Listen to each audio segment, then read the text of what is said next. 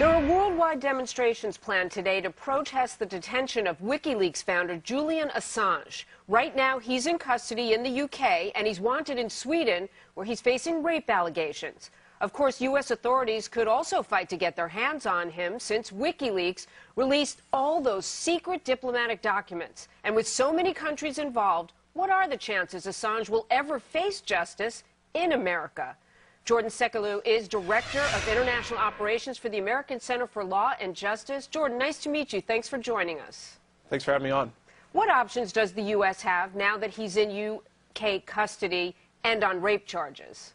Sure. Well, assuming that the UK will extradite Assange to Sweden to face these sexual charges, the United States would have to get extradition not just from Sweden, but also the UK, because they were the arresting country. And you have to find a law in the UK that's similar to the law you will prosecute Assange with here in the U.S. So espionage-type laws, those exist in the UK. But what's more difficult is not the United Kingdom. We have a fast-track treaty with the UK on extradition. That could be done very quickly. Sweden has very tough laws on this. If they think any prosecution is political, that's how they say it, then they won't extradite the person. So the United States will have to overcome that charge that this is all about politics.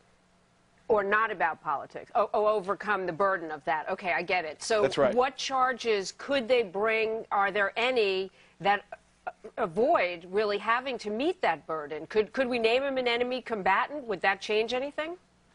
That probably wouldn't change anything. What we need to do here is, unfortunately, we're using laws from the early 1900s, the Espionage Act of 1917, and some Supreme Court precedent from the 1970s in the famous New York Times versus United States case.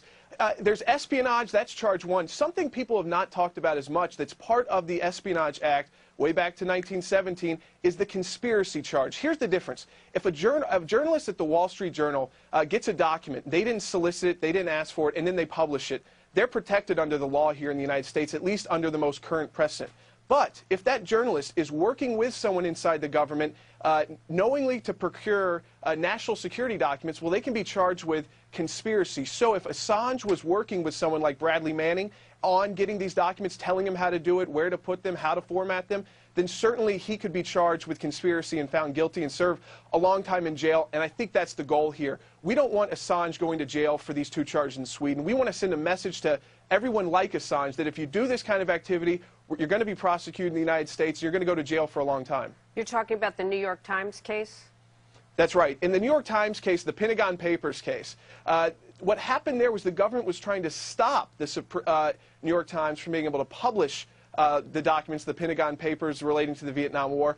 They were not prosecuting after the fact. Here, we're talking about a situation where the documents have already been released. They're out there. So it's a different precedent. It would be a different issue for the courts. I think it's tough on the generic espionage charge, but when you add in conspiracy, I think the government has a very good case. A very interesting distinction you've made. What defenses, if any, would Assange have if it were brought in that way? His main defense, it's two-part. First, he has to say, to qualify for any of these kind of tests, he'd have to be a journalist. If he's not a journalist, he can be charged with espionage. So the definition of what Assange is very important. For instance, is WikiLeaks really a news outlet, or is it a clearinghouse for leaked information? So they're the solicitors of leaked information. If he's not a journalist, he's in real legal trouble under the Espionage Act. Even if he is, he'd be charged on the conspiracy. His defense will first be, I'm a journalist, so I've got this New York Times versus United States Supreme Court precedent. Second defense, he may try to say, I didn't ask Bradley Manning or whoever else was providing this information, so I wasn't soliciting it. But if you look into what WikiLeaks, even their About Us section on their website, they're looking for leaked documents and government documents. He's also been getting into corporate. So if he was to release records from Bank of America like he's threatened to do, that's a whole host of other crimes he's committing, because that's personal and private information. Jordan, we'd love to have you back. Thank you so much for laying all that out for us. Thanks for having me. Those are all the issues, and that case is interesting. I'm glad you were able to talk to us about it. Thank you. Thank you.